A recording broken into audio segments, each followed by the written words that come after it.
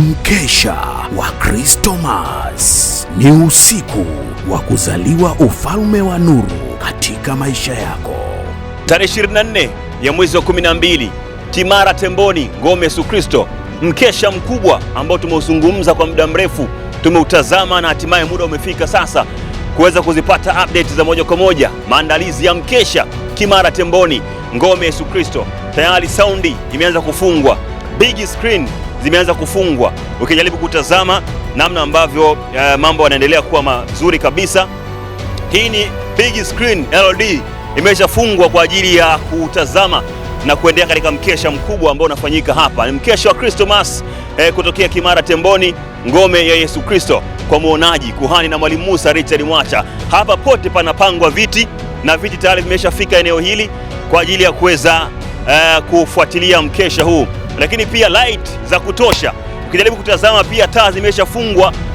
Ni mkesha ambao ni kama mchana kama usiku, usiku kama mchana na mchana kama usiku, kwa sababu taa za kutosha zinapatikana hapa. Viti vya kutosha, zaidi ya viti 2000 au 3000, ikiwezekana 10,000 vinawekwa hapa kwa ajili ya kuweza kufuatilia na kutazama mkesha mkubwa hapa Kimara Temboni, Ngome Yesu Kristo, kwa muonaji kuhani na Mwalimu Musa Richard Mwacha.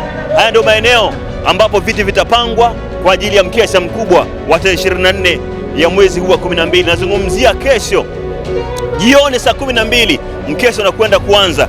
Wewe uko wapi kwa sasa? Njoo Kimara Temboni, Ngome Yesu Kristo, kwa muonaji kuhani na Mwalimu Musa Richard Mwacha.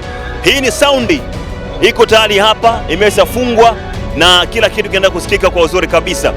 Hii ni historia nyingine inaenda kuandikwa ya mkesha wa Kristomasi kutokea Kimara Temboni, Ngome Yesu Kristo, kwa muonaji kuhani na Mwalimu Musa Richard Mwacha. Pana magari yanayotoka na kuelekea Magufuli Mbezi stendi, kituo cha kushuka ni Kimara Temboni. Ukifika hapa unakuwa umefika moja kwa moja kushuhudia mkesha. Maandalizi yamenyooka sasa. Mkesha wa Kristomasi ni usiku wa kuzaliwa ufalme wa nuru katika maisha yako.